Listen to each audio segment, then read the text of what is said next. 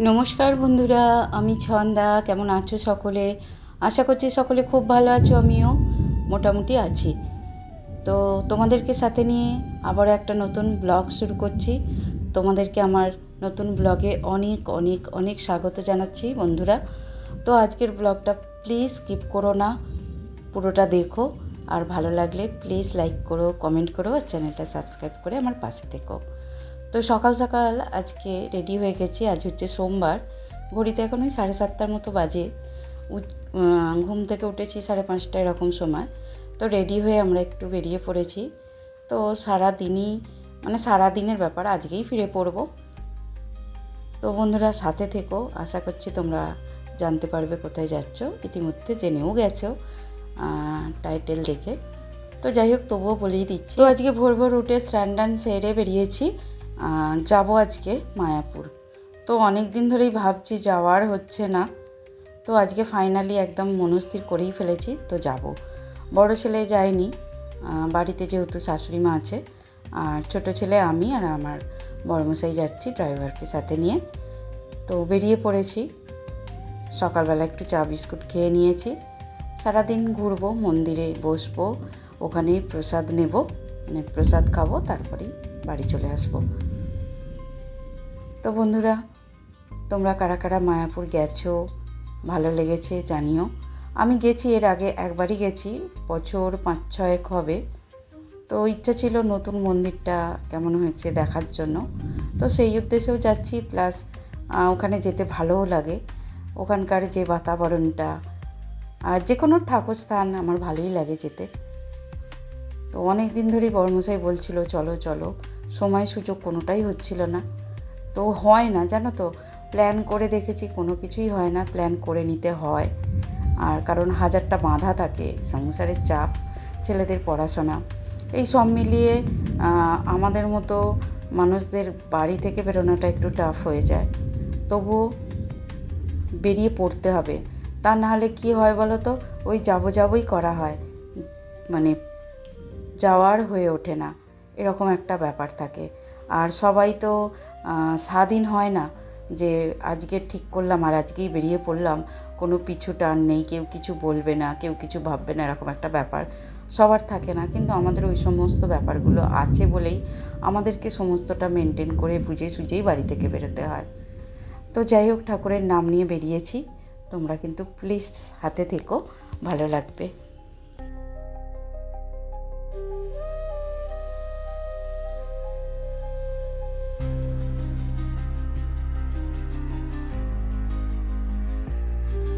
আমাদের একঘেয়েমি জীবনের অক্সিজেন কিন্তু এই একটু ঘুরে বেড়ানো। তবে দূরে কোথাও না হলেও মাঝে মাঝে কাছে পিঠে বেরোলেও দেখবে মনটা অনেকটা শান্ত হয়ে যায়, স্থির হয়, ভালো হয়। আর মনের মধ্যে যে দুশ্চিন্তা চলে বা টেনশান থাকে, সেটাও কিছুটা হলেও রিমুভ হয়ে যায়। তো আমি মাঝে মাঝে আমাদের বাড়ির কাছাকাছি সময় পেলেই বাড়ির কাছাকাছি মন্দিরগুলোতেই চলে যাই। সবথেকে সত্যি কথা বলতে সবথেকে ভালো 2-1 ঘন্টা টাইম পেলে কোনো মন্দিরে চলে যাওয়া। তো যাই হোক, আজকে হাতে একটু সময় ছিল বলে বড়মশাই অনেক দিন ধরে বলছে, তবুও আমি যেতে রাজি হচ্ছিলাম না। কারণ ছোটো ছেলের ক্লাস টেস্ট পরীক্ষা অলরেডি আবার শুরু হয়ে গেছে, আর পরীক্ষার তো শেষ নেই। ওই জন্যই বলছিলাম না, মানে প্ল্যান করে আমাদের কোনো কিছুই হয় না, হঠাৎ করেই প্ল্যান করে বেরিয়ে পড়তে হয়, নাহলে কিন্তু আমরা ঘর থেকেই বেরোতে পারবো না, এরকম একটা পরিস্থিতি।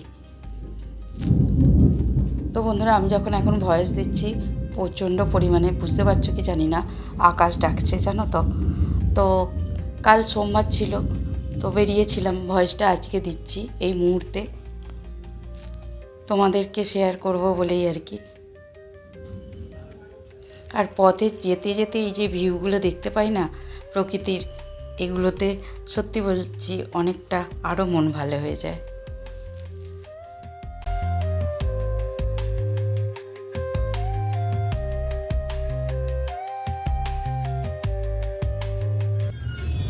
এটা হচ্ছে ইউএমস হসপিটাল। এইটা সব বাইরেকার ডাক্তার।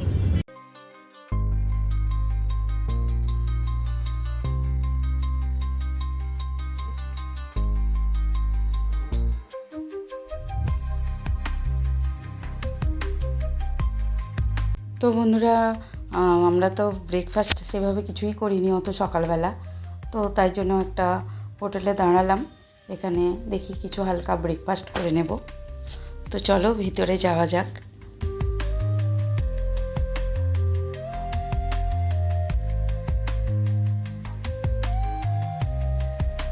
হ্যালো বলো, হ্যালো বলো।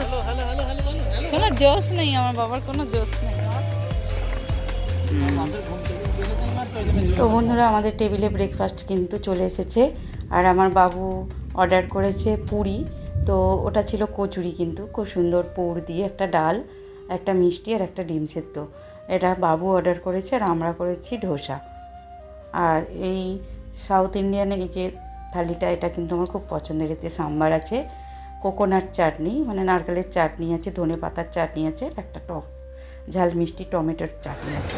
খুব সুন্দর লাগবে নারকেলের চাটনি।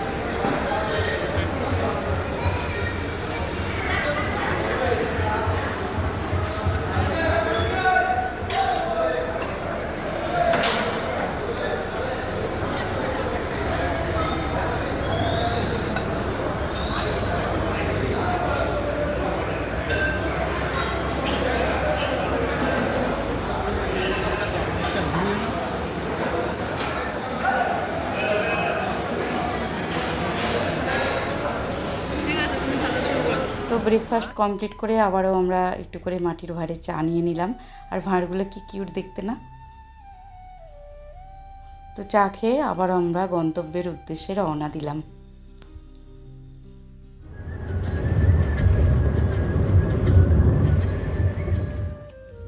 তো বন্ধুরা, আমরা ধীরে ধীরে চলেই এসেছি আমাদের গন্তব্যস্থানে। আর এই তো দেখো, আমরা কিছুক্ষণ বাদই নেমে পড়বো গাড়ি থেকে। ওই যে দেখা যাচ্ছে মন্দির, মায়াপুরের সব থেকে যে বড় মন্দির, সেই মন্দির ইস্কনের মন্দির চলে এসেছি আমরা।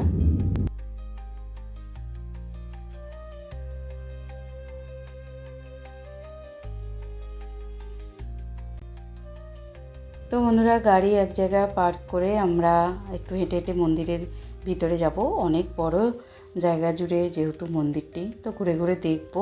আর অনেক বছর আগে এসেছিলাম, 6-7 বছর এরকম হবে হয়তো, তো অত ডিটেলসে মনে নেই। তবে বন্ধুরা, মন্দিরটার এখনও পর্যন্ত কাজ চলেই যাচ্ছে। আর এখন সিস্টেম কিন্তু অনেক পাল্টে গেছে। কি বলো তো, এখন আমরা মন্দিরে কিন্তু এখন পুজো হয় না, পুরনো মন্দিরেই পুজো হয়। কিন্তু নতুন মন্দিরে দেখতে গেলেই 50 টাকা করে বলছে চাঁদা দিতে হবে, মানে 50 টাকা দিয়ে তবে ভিতরে প্রবেশ করতে পারবে। তো এই রকম ব্যাপারগুলো আমার ঠিক ভালো লাগে না। আর মন্দিরে যাব, সব জায়গায় যদি টাকা দাও পয়সা দাও দিয়ে যেতে হয়, কীরকম একটা বিশ্রী ব্যাপার লাগে না? এখন দেখছি তো সব মন্দিরে এই একই অবস্থা। তো যাই হোক, আমরা এখানে সেবা করব বলে, মানে প্রসাদ খাবো বলে কুপন কেটে নিচ্ছি। কুপনও তোমার 50 টাকা করেই। তো কুপনটা আগে কেটে রাখতে হয়, 12টা থেকে তোমার লাঞ্চের টাইম শুরু হয়ে যাবে। আর এখানে অনেক সারি সারি ভিতরে দোকান আছে, তবে ভুল করেও দোকান থেকে আমার মনে হয় কিছু কেনা ভালো হবে না। আমি তো কিছু কিনিনি, কারণ ভিতরে মন্দিরের ভিতরে ডবল ট্রিপল দাম নিচ্ছে, যাকে বলে একেবারে গলা কাটা। তো আমরা এসব উদ্দেশ্যে যাইনি, শুধুমাত্র মন্দির দর্শন করব, ভগবানের দর্শন করব আর একটু সময় কাটাবো, বাস এই উদ্দেশ্যে নিয়েই যাওয়া। ঘুরে ফিরে সমস্তটা দেখব, মনটা যাতে একটু ভালো থাকে, ভালো লাগে এই। তো আমি আর আমার বড়মশাই মিলে বেরোলাম। আর সিধু আমার ছোট ছেলে, মন্দিরটা একটু পরিদর্শন করব সমস্ত দিকটা।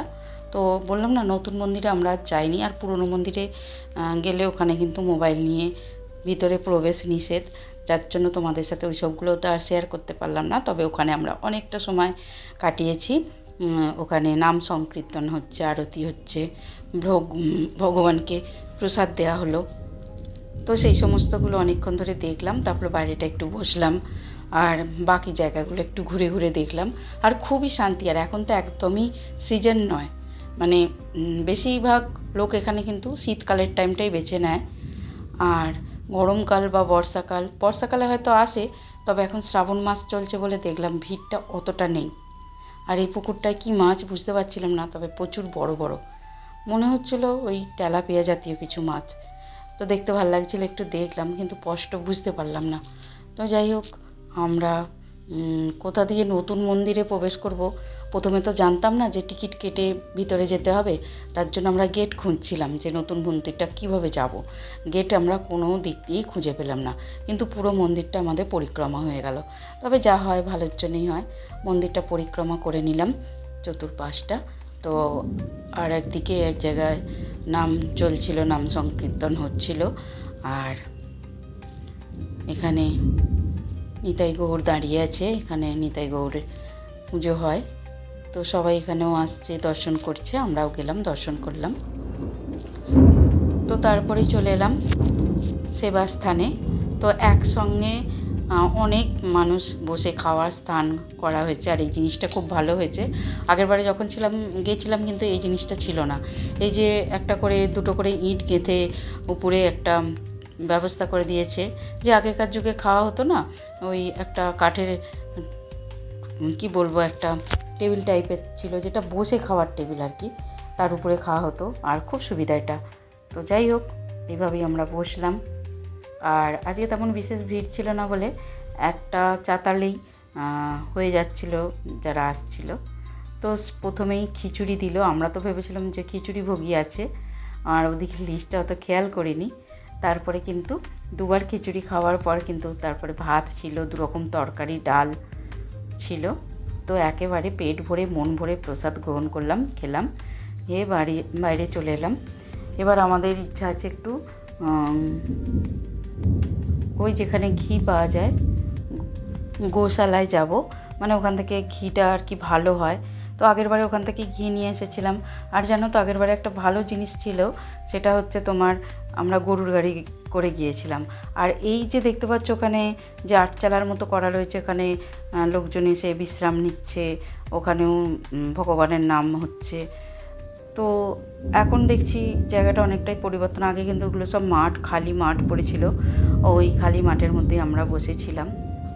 তো যাই হোক, আমরা ওখানেও একটু বসলাম, কিন্তু কারেন্ট চলে গেছিলো, একটু ভ্যাপসা গরম ছিল, তো ভালো লাগছিল না বসতে। তো বড়মশাইকে বললাম চলো গোশালায় চলে যাই, কারণ বাড়িও ফিরতে হবে। তো সেই উদ্দেশ্যে, আর ওখানে গাড়ি নিয়ে যাওয়া যাবে না, ওখানকারই টোটো, অটো এসবগুলো করেই আমরা গেলাম। বললাম না আগেরবারে আমরা গরুর গাড়িতে গিয়েছিলাম, সে একটা আলাদা অভিজ্ঞতা হয়েছিল। 5 থেকে 7 মিনিট লাগবে হয়তো পায়ে হাঁটা পথে, তবুও খেয়ে দেওয়ার ভালো লাগছিল না হাঁটতে, তাই আমরা টোটো করেই গেলাম। আর দেখতে দেখতে গেলাম, আসার পথে কিন্তু আমরা হেঁটে হেঁটেই এসেছি। আর এখানে কোনো একটা অনুষ্ঠান হয়েছিল, সম্ভবত যাত্রার লেখা ছিল, তো ঠিক মতো জানি না। তো প্রচুর বড় প্যান্ডেল করা ছিল, এই যে এখনও আছে প্যান্ডেলটা। আর চতুর্দিকে জানো তো একটা জিনিস খুব ভালো, সবুজ আর সবুজ আর নিরিবিলি, একটা ভগবানের স্থানের যে একটা ভাইব, সেটা কিন্তু পাওয়া যায়। এতটাই নিরিবিলি, শান্ত শিষ্ট, কোনো শোরগোল চেঁচামেচি নেই। তুমি মন খুলে বসে এখানে ভগবানকে ডাকো, একটা স্থান নির্ণয় করে নাও, ভালো লাগবে। তো আমরা চলে এসেছি গোশালায়। কিন্তু একটা খারাপ লাগে কি বলো তো, সব জায়গায় বড্ড বেশি মানুষ এখন ওই টাকা ব্যাপারটা এসে গেছে, যার জন্য মেকি হয়ে যাচ্ছে। অরিজিনাল জিনিসগুলো কীরকম যেন একটা মেকি মনে হচ্ছে। তো যাই হোক, আমি আমার বড়মশাই আর ছেলে মিলে একটু গোশালাটায় ঘুরলাম। জানি সবাই বলবে হয়তো গরু আর কি দেখব, কিন্তু ওই যে এলাম যেহেতু একটু দেখি, সবাই যে যার মতো ভক্তি করছে, আর সব জায়গার একটা করে আলাদা মাহাত্ম্য থাকে, এখানেও সেরকম মাহাত্ম্য আছে। এত বড় বড় সিংহওয়ালা গরু, কিন্তু গায়ে হাত দাও, আদর করো, ওরা কিন্তু চুপচাপ তোমাকে কোনো রকমভাবে আঘাত করবে না, আক্রমণ করবে না। তাই বলছিলাম আর কি, তাই জন্যই মানুষ এখানে আসে, দর্শন করে। সব কিছুই কিন্তু বিশ্বাস আর ভক্তির উপরই নির্ভর করে। এখানে ছোট ছোট বাচ্চারা গিয়ে এই এত বড় বড় সিংহলা গরুগুলোর মাথায় হাত দিচ্ছে, আদর করছে। ওরা কিন্তু এতটাই স্থির। আমাদের সচরাচর আমাদের যে ঘরোয়া গরু বাছুর থাকে না, তাদেরকে আমরা হাত দিতে গেলেই কেমন গুটিয়ে দিতে আসে, এখানে কিন্তু সেরকমটা দেখলাম না। এই যে শালিক পাখিটা বেশ অনেকক্ষণ আমার ভিডিওর মধ্যে ছিল। আর আমাদের এখানে একটা পাখিকে যদি কাছ থেকে এইভাবে আমি ফটো তুলতে যাই বা ভিডিও করতে যাই, সে কিন্তু মানে তৎক্ষণাৎ উড়ে চলে যায়। আর এই গরুটার শিংটা দেখো কতটা বাঁকা আর কত বড়, কিন্তু একটু ভয় নেই। দেখো বাচ্চা ছেলেটা কিভাবে আদর করছে, হাত দিচ্ছে, এটাই কিন্তু মাহাত্ম্য। তো যাই হোক, আবার আমরা নিচে চলে এলাম। আর এখানে ঘি স্টল, মানে ঘিয়ের স্টল রয়েছে। তোমরা 500, 250 যেমন খুশি ঘি নিতে পারো। তবে হ্যাঁ, দিন দিন বলছি না, মানুষের মনে ওই টাকার চাহিদা বাড়ছে আর জিনিসপত্রের এটা কমে যাচ্ছে। জিনিসপত্রের যে অরিজিনালিটি সেটা কিন্তু কমে যাচ্ছে। তো যাই হোক, আমরা ঘি নিলাম, নিয়ে ছেলে বায়না করলো একটু লস্যি খাবে। তো একটু লস্যি খেয়ে আর বেরিয়ে পড়লাম। আর সত্যি বলছি, লস্যিটা খুব সুন্দর ছিল, মনে হচ্ছিলো আর এক গ্লাস খাই। কিন্তু ওই যে এতটাই মানে আগুন ছোঁয়া দাম নিচ্ছে যে ভালো লাগছিল না। তো যাই হোক, যে যার মর্জি, তোমরা পারলে কিনবে, খাবে, আর না পারলে কোনো ব্যাপার না। ভক্তি স্থানে, ঠাকুর স্থানে যাবে নিজের মনকে পবিত্র রেখে। কারণ এখন আর বিশুদ্ধতা বলে জায়গা কোথাও নেই, এমনকি মন্দিরেও নেই। মন যদি বিশুদ্ধ থাকে সব জায়গা শুদ্ধ, এরকম একটা ব্যাপার। আর এই সমস্ত জায়গাগুলো কিন্তু যখন সিজন থাকে, মানুষের ভিড় হয়, তখন কিন্তু অনেক মানুষ আসে এখানে 2-3 দিন, যার যেমন ইচ্ছা হয়, 1 দিন, 2 দিন, 3 দিন থাকে। কিন্তু অনেক ভক্ত আসে, যারা দূর দূর থেকে আসে, সঙ্গে সঙ্গে তার চলে যেতে পারে না, তাই তারা কিন্তু থাকে। তো যাই হোক, আমরা কিন্তু আস্তে আস্তে মন্দির থেকে বেরিয়ে আসছি। জানি না আবার কবে আসা হবে, তবে ভালো লাগলো, খুব সুন্দর সময় কাটালাম। এবার রওনা দিচ্ছি ঘরের উদ্দেশ্যে।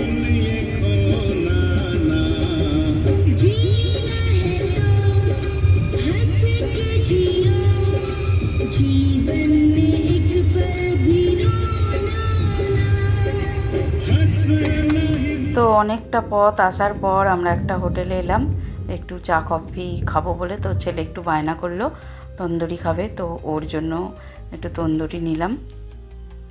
আর আমরা খেলাম গরম গরম কফি। তো কফি খেয়েই তারপরে আমরা বাড়ির উদ্দেশ্যে রওনা দেব, একেবারে সেই বাড়িতে গিয়ে থামবো। তো যাই হোক বন্ধুরা, কেমন লাগলো আজকের ব্লগটা অবশ্যই জানিও। আবারও বলছি, কমেন্ট করো, লাইক করো। আর যারা চ্যানেলে নতুন আসছো, প্লিজ চ্যানেলটা সাবস্ক্রাইব করে আমার পাশে থেকো। আর যারা অলরেডি করেছো তাদের অনেক ধন্যবাদ। আবারও দেখা হবে নতুন ব্লগে, ততক্ষণের জন্য টাটা।